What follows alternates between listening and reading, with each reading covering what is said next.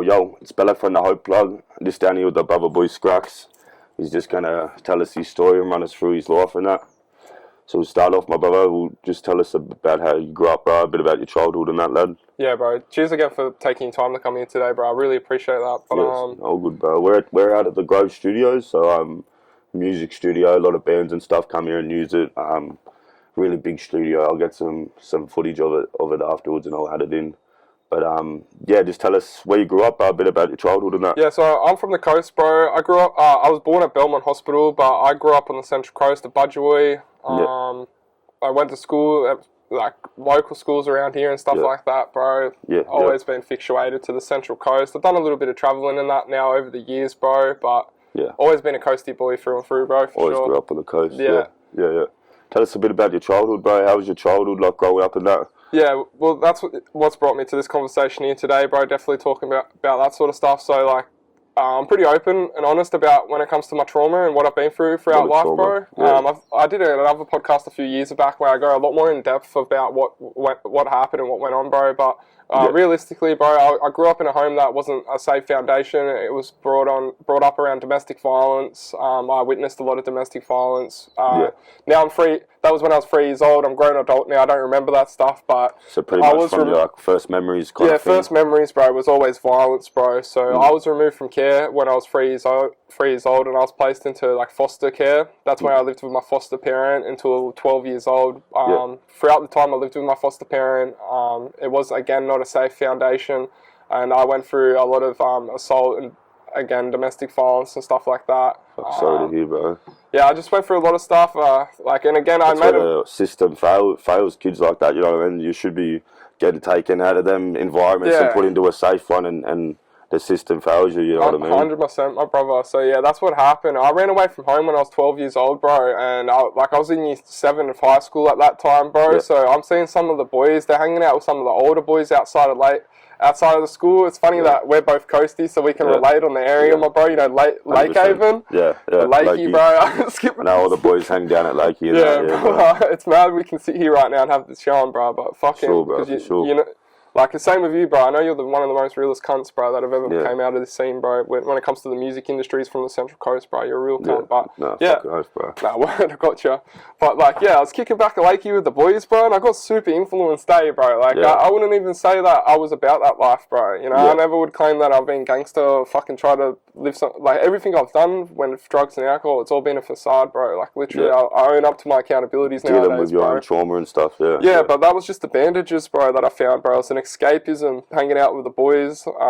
And like it started off with me just having a few cones and stuff like that, bro. Yeah, but small. Yeah, I don't know why. Like everyone chooses their choice of drug, bro, differently. But I found alcohol when I was 13, bro. I went and did a bottle run. So this is like.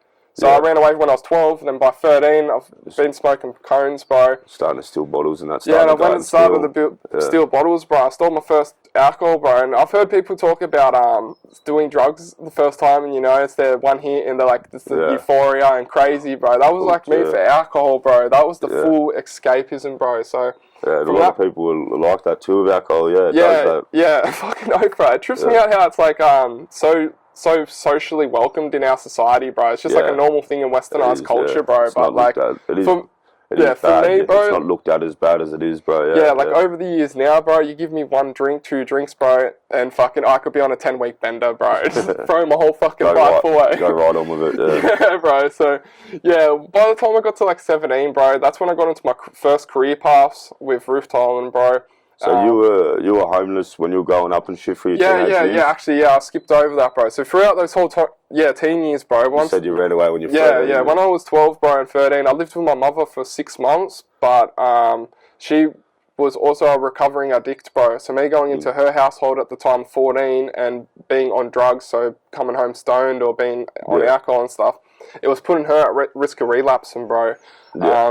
You know, she apologises to me, but she did kick me out at that time, you know. She feels like she's done wrong, but she's done no wrong. I've made my own decisions in life, my bro. Like, You don't blame. Yeah, I don't blame her for that, yeah. bro. You know, she was recovering addict now, bro. I've seen some people they don't recover from it, bro. Where she's came through on the good end, bro. She's prayed for the last 15 years for me, bro. Like every single day, bro. Hasn't touched a drug, bro. Like That's she's full good, found yeah. God, bro. It's crazy. So you just have a good relationship now. And that tripped me out actually being a teenager too, because I remember my mum throughout my childhood rocking like Nike and Asics and shit like that. So like I thought she was a bit of an esche. Once I got to school, I'm like, oh, you know, my mum was cool like that back then. And then I'm seeing my mum now as a recovered addict, and she's found God. She's a completely different person, bro. Yeah. So we didn't really make, religious person. Yeah. Yeah, we didn't make that connection there, bro, because I hadn't yet found my like inner awakening when it comes to spiritualism and stuff like that. I never reached out to God with the whole homelessness stuff, bro. Yeah. I did think the world owed me something, bro. I was a very selfish teenager, bro, where I just take. I knew if I would act in certain ways and certain functions, these people would let me stay on the couch, bro. So that comes with drugs and alcohol, bro. Yeah. If I had the drugs and alcohol on me, people would let me stay at the house, bro. So yeah, I did the whole homeless thing throughout my whole teenage years, bro. Just finding the next function to get to, bro. And that's where it gets to, me getting into my first career path. After all those years, I didn't realize that like just the routine and the behavior that I was doing, it was impacting on my future self, bro. Like I didn't see it. Like people would warn me about it. They're like, your future self is gonna like be like regretting some of the shit you're doing at the moment. But I didn't see that at the time, bro. And it's hard to get on your own feet, bro, when you're really, essentially building from the ground up by yourself as a kid. You know what I mean? And you know what I mean? You got no foundation. You're building everything up from the ground yourself. You know what I mean, bro? Definitely. I feel like, you know, it's good to know what finances is when you're young. Know what's cheap and what's not cheap. You know, to get yourself the good product. Always, whatever you buy. Like this is a new one that I've learnt recently from my psychologist. He's like, don't ever sell yourself short. Don't just buy something because it's on sale because it's cheap. Like that's not going to be the better product. Doesn't matter what it is, clothing, food, and stuff like that.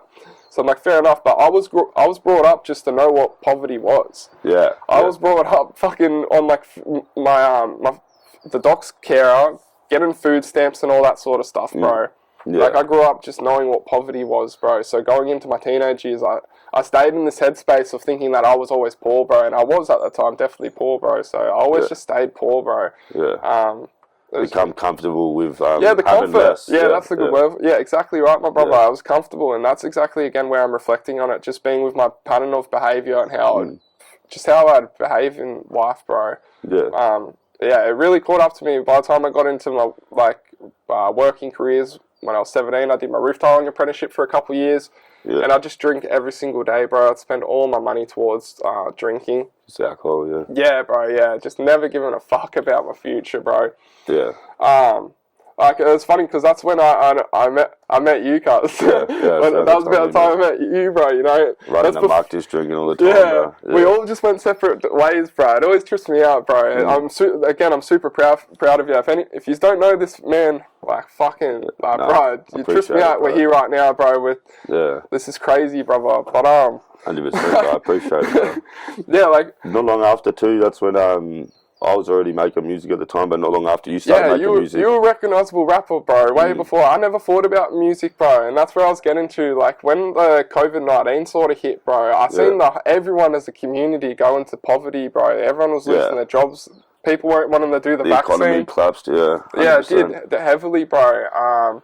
And that's where, like, I don't know, I would always manifest, bro, and shit like that about my future things. And once those future manifestations become true, I'd always be like, yes, manifesting is real and stuff, bro. So, like, I seen music, bro, and I seen at the time, I don't care, I'm not trying to do none of that shit now, bro, but, like, at the time, bro, the guy that I was running some pot for, I seen him rapping, and I was like, fuck, that cunt's rapping, bro, about just, like, being a gangster and shit, bro. I'm like, I'm sad boy, bro. So, like, I'm Scraxx, bro. You Scraxx. Yeah, just the way I feel, bro, about my trauma and stuff. So, that's what started me rapping, bro, about when I was 19, bro, I started writing music.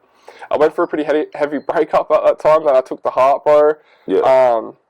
Filled a lot of your lyrics and that. Yeah, it did, bro, at the start there, definitely, bro, for about again, that just influenced on the alcoholism, bro. But yeah, me just being a fucking rapper for 2 years there, I get to about 21. I didn't even do anything in life, bro. Yeah, just making tracks and stuff, I recorded a couple of songs, bro, and it was just getting wasted, bro. Like, I wasn't actually doing anything. But by the time I did get to 21, bro, that's when I was able to network on social media through different rap groups and stuff like that, bro. Yeah. And I was sort of able to find my people, bro, which was good. Like, Yeah.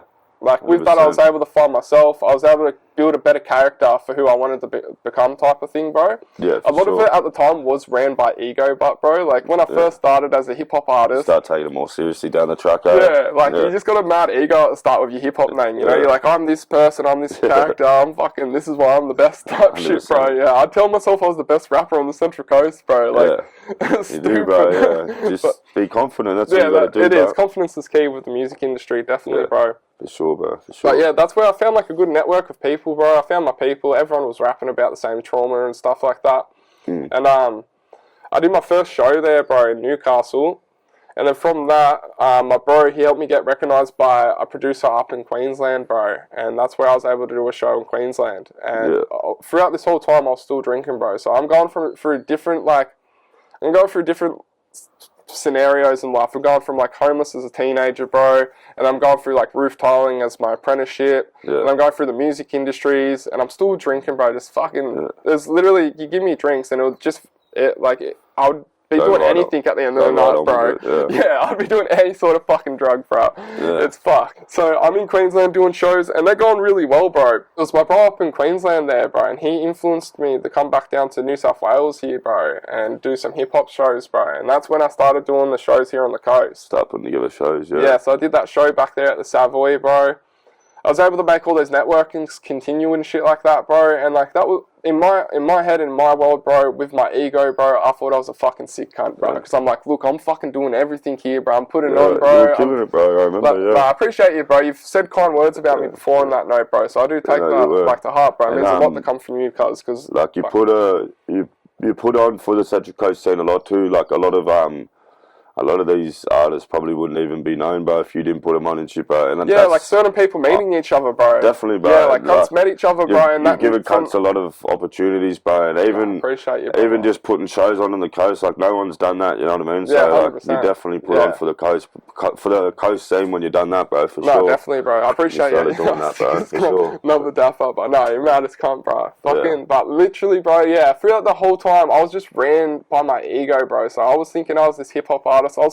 I'm still, at that time, I had this headspace thinking that if I was to drop this really good one-track single, that it's going to blow up and I'm going to be a famous rapper, bro. Yeah. I was living in a fucking delusion with it. That's all it takes, bro. It is, true, bro. Yeah, it is, bro. But, like, it's good to have some discipline and ground yourself, bro. You know, you definitely like, we're here today, bro. Yeah, I've got the boys here at the Grove studio, bro. Like, you know, they're not recording just one song in their home studio thinking that that's going to be the one-hit wonder. We're actually here in the actual, like, function of professional studios. I know a proper professional studio, yeah, bro. Yeah, like it's not too recognised. Like I did my research, but yeah, 360 and that's been here, bro. So I guess some bigger Oz rappers and that. Yeah, but like get into back to the story of what was going on throughout my life, bro.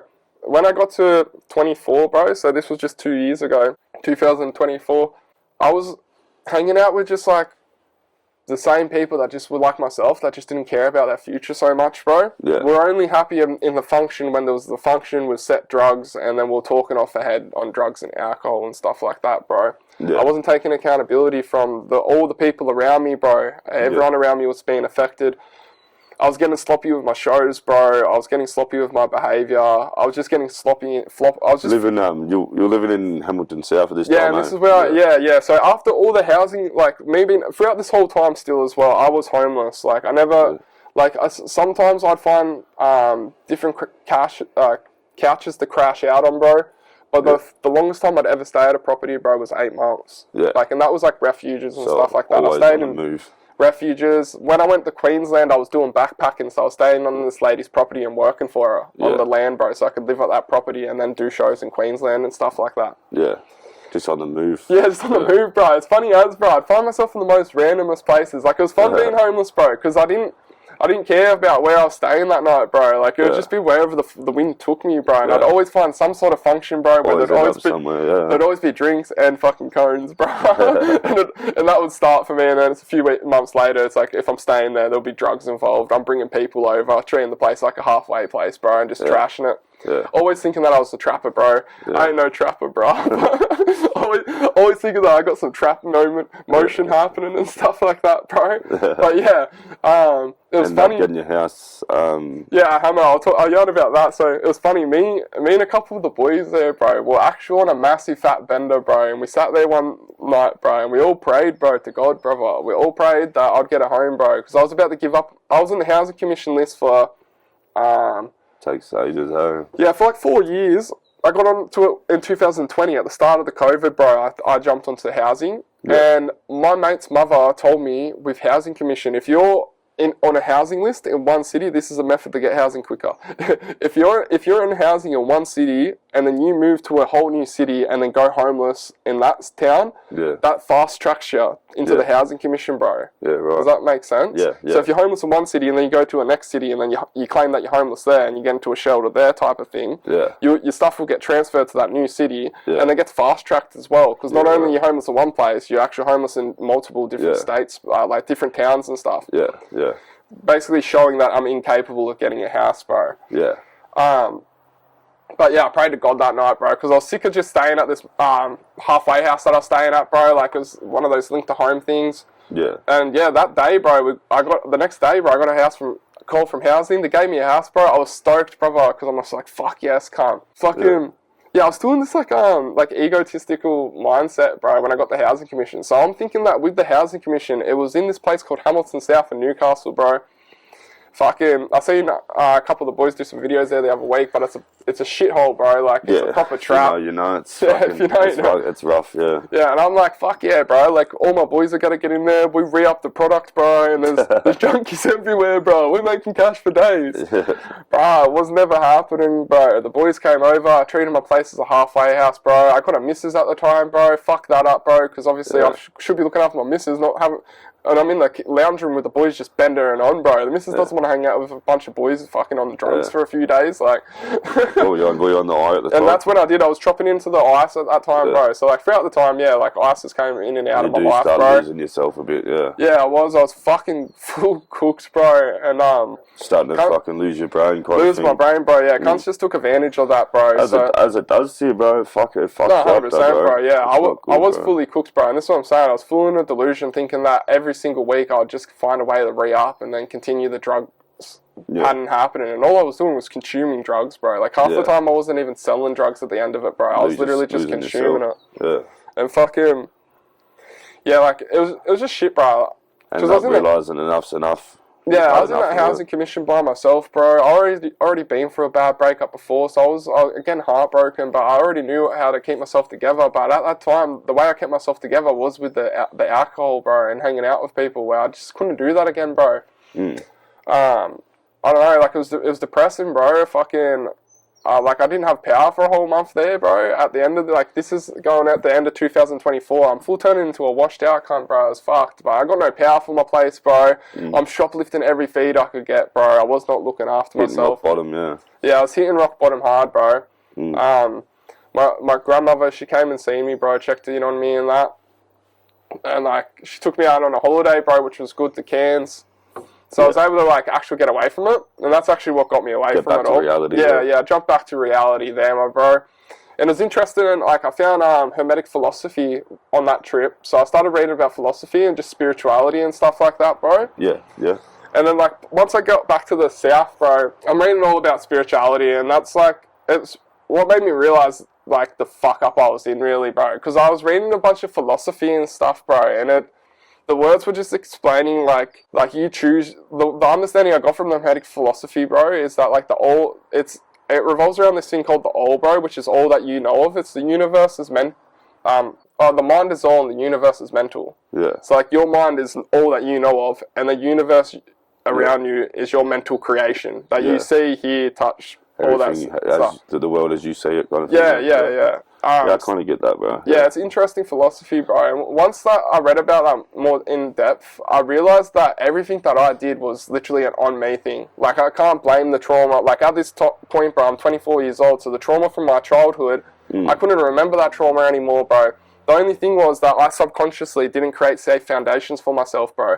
So a lot of these people that I was hanging out with, by the end of it, when I really crashed out, like, they were all from domestic violence, or they've been to jail for domestic violence. Like, they're doing domestic violence, or they've been about domestic violence, bro. And I learned to choose my relations and my functions because I felt safe around domestic violence and stuff like that, bro. Because your childhood, yeah. Yeah, Right. so That's heaps of heavy, shit was a bro. massive smack in the face, bro. And I'm sitting there by myself taking this all in, bro. You know, like, Yeah. I don't want to fucking do some pity story and stuff, bro, but I was, like, that was the lowest I ever been, just realising that I didn't have anyone there, bro. No, you're not, bro. You take, from what I've heard, you're taking accountability, bro. You're not even blaming your trauma, you know what I mean? No, 100%. You're blaming yourself, bro. You're taking accountability, you know what I mean, bro? From the years, and it's like people will warn you when you're younger. They'll be like, oh yeah, don't stop doing that, because like maybe an older person can see that's a bad habit. Yeah. And this is where it gets more in depth too with this philosophy and psychology, I guess, that I understand, is that over the years, bro, I built, like, we have our conscious now, which is the conscious of now, that we're living in the now type thing, bro. Like, that's only controlling, say, like 30-40%. Like, it's controlling like a lot shorter than what our subconscious is doing. Like, our subconscious is making sure our heart pumps blood. It recognizes when we need food, water, all this shit, bro. So I wasn't never treating my body correctly, bro, over the years. So, like, all different stuff I've been reading about spirituality, bro. Looking into it, reading up about it and stuff. Yeah, Definitely, bro. But, like, that was really, like, it was just, like, really crap, just sitting there by myself in the housing commission, no one to call, bro. I'm calling Lifeline and stuff like that, bro. Yeah. Shit, and that's when I realised, like, I'm like, fuck, I should really make amends, try and, like, reach out to my family and stuff like that, bro. Got off the drugs and stuff. Yeah, like, just still at that time, I still had a small group of people around me, and, like, you know, there's a saying, you hang out with fucking dogs, catch fleas. I'm sure there's a million different sayings for the people you hang out with. You become those people, bro, but I'm still hanging out with some people that were causing, like, they were causing an old me to come out. To change fully, you gotta cut off all the you gotta cut them all off, bro. Yeah, you literally gotta cut them off, and like it might seem selfish at the start. And you're still living at Hamilton South at the time? Yeah, at this time, bro. So yeah, it felt selfish, bro, to cut these people off. Like, these people were crashing on my couch. Like, I was staying on their couch throughout the teenage years. Yeah. And now we're adults, bro. They're going to jail, getting out of jail. They need a bail address, bro. So they're staying at mine. Yeah. And now I'm telling them, nah, fuck off. Like, you can't stay here. I need to do what I need to do, bro. Yeah, help yourself, bro. It was pretty fucked, bro. Like, they thought I was switching up on them. I thought they were switching up on me. And we both, like, with the ties that I had there with people, bro, we all switched up straight up, bro. It just went to a mess, bro. Like, I'll just honestly claim it. It was just messy, bro. That's what it's like on the drugs, yeah. Friendships fucking goes sour, you know what I mean? Shit goes messy, bro. And that's 100%. The thing, bro. Like, those relations were only there because of the drugs. The enemy like that, you know what I mean? Fucking oath, my bro. 100%. I didn't talk about my criminalised history and stuff like that, bro. But going to, like, from what I went through being a teenager, I was always in the courthouse, bro. By the time I was 18, you were with me on my 18th birthday, lad. Yeah. If you don't remember, bro. 100%. Yeah, on my 18th birthday, I went to jail, bro. I breached the house arrest, bro, because I was being a piss nit once again, bro. The boys, you're all trying to look after me, bro. And I'm on the bus being a piss nit, bro. Yeah, I remember, bro. That's fucked. Yeah. But, yeah, bro, like, I was on parole until 23, bro. But, like, I even now, in the shoes that I walk today, bro, I don't recognise myself as, like, being someone that's been in the system of criminal, like, the criminal lifestyle and stuff like that. Don't regard yourself as a criminal. Yeah. Nah, bro, because I pushed everything I could to get away from that sort of stuff, bro. But, like, I would always think that I'd help my boys to get out of the trap for some reason. I always thought it was a massive communal thing, but it never was a communal thing. It's always been an on-me type of thing, bro. It's up to me and what I do today, tomorrow type thing. Take accountability for what I'm doing. 100%, bro. So, yeah, I'm in hospital, bro. I'm super sad, bro. And, yeah, I didn't even have my mum's number in my phone, bro. Yeah. So, like, this is how fucking fucked it was. They're like, oh, do you have a next to kin? And I'm just like, I don't even have a next to kin, bro. So, it's just like, I'm just like, fuck. Like, fair enough, I haven't passed away. But I'm just like, bro, if I pass away, I don't have a next to kin. It means that these people have to go through, like, social services to find documents, just to find someone to contact about me. Yeah, 100%. I don't have a next to kin, so, like, that's where I'm just like, oh, shit, I need to find my mum. It took me a few months there to find my mum, honestly. Yeah. But I was able to find her, which is good, bro. So I've just been seeing my mum this year, seeing my sister, and I'm trying to see my brothers at the moment. And reconnecting with family. Reconnect with all the family, bro. I'm trying to take, like, the responsibility as the main father, masculine, I don't know, just try to take accountability for the family, bro, because we all got... Man of the family, Yeah, we all got different dads and stuff, bro, so, like, you know, my youngest brother... Like, I haven't seen him since I was 10, and he would have been only, like, a 3 or 4 year old, like, baby. He would have been basically a baby, a little boy, like. Like, I just didn't see my family. So that's really my goal at the moment, bro, is just catching up with my family. Reconnecting with your family. As well, with everything that I did with the music. Finally out of that shithole now. Yeah, I am, yeah. So, yeah, with me going to the hospital, bro, I used that in my favour to get a transfer out of the Hamilton South. Because that's what I was in hospital. I'm like, nah, fuck this. Yeah. I love the environment, too, is a big thing. Yeah. Like, obviously, the people that you surround yourself with. Yeah, social conditioning, bro. But your environment is also another big thing that can drag you down, bro. Yeah. And stop your potential, bro, being your best self, you know what I mean? Yeah, bro? like at that point when I was in hospital, I was like, fuck this, bro. I'm just doing what's best for me, bro. I'm getting myself out of this housing commission, bro. Putting yourself first, bro. I'll get a better place. I did get a better place, bro. I'm gonna try and move my mum into it. It's not the unit now, you're in a proper little house. Yeah, it's not a housing scabby unit. Like, it almost looks like a normal house, bro. It's 2-bedroom, big brick house, bro. Got 2 carports, backyard, front yard, and that, bro. So it's a proper crack house, bro. That's hectic, bro. Getting back into music and stuff. Yeah, and that's what I was gonna mention. Because I fucked my music shit up so much, bro. I literally, like, it wasn't so bad. I could have kept going on with the pop of Scraxx and that motion that I made for myself. Yeah. But I feel like I tarnished my name, bro. Yeah. Just being in so many different functions, being on drugs and alcohol, and just not being a good person to be around, just being a nit. Yeah, I reckon, bro, you still do good. You still... I appreciate you, my bro. With the shows and stuff as well, especially that, bro. Like I said, you've always put on for cunts and shit, bro. And appreciate artists that usually wouldn't get fucking, like, stage time and shit, you know what I mean? Cunts that usually wouldn't get put on shows, bro. Like, crazy. That's why I said, like, a lot of cunts wouldn't even be heard, bro, if it wasn't for you, because, you know what I mean? They didn't have the fucking, the push, bro, or anything, like, 100%. So, like, that's, like, again, another thing. So I didn't want to waste what I was doing with the music, though. I created Non-Stop Entertainment. One of my bros up in Brisbane, he influenced me to make my own entertainment company here in New South Wales, bro. So I was running with New South Wales with Non-Stop Entertainment the whole time I was doing the shows in New South Wales. Yeah. But I only started taking it business-wise last year. So I did a business course last year. And with my business coach, he's got music experience. Shout out to Ben Pierce. Yeah, he's showed me that with what I'm doing in the music scene, I'm a music publisher. Like, I do publishing. I help network people together. Yeah, put together shows, network people. Yeah, I'm turning like 26 in a few months now, bro. Like, I could try and keep making rap music myself, but I just don't think it's my purpose when it comes to the music entertainment industry. That's why we're here today at the Grove Studio, bro. I'm doing this artist development program. I'm giving back to the next generation, bro. You know, they're a generation younger than us, bro. So, got them here in the studio today, bro. I'll help them out with finding different like I was just saying, like, people that usually wouldn't get studio time and wouldn't be able to get opportunities like that, you know what I mean? Yeah, bro, 100%. You've always been one cunt to help people out. Yeah, if you're an artist that's seeing this, feel free to DM me just with any sort of information, and I'm gonna reach out to you, bro, and show you all the love, my bro. I feel like creativity is the main thing about all this with my business, and I hold philosophy with my business as well. It's called Can't Be Stopped Entertainment, and that's literally just the motto, is can't be stopped. That's the philosophy, is I can't be stopped, bro. So, bro, that's the mentality you gotta have. Yeah, entertainment, music industries, it can't stop. It doesn't matter what happens, bro. Maybe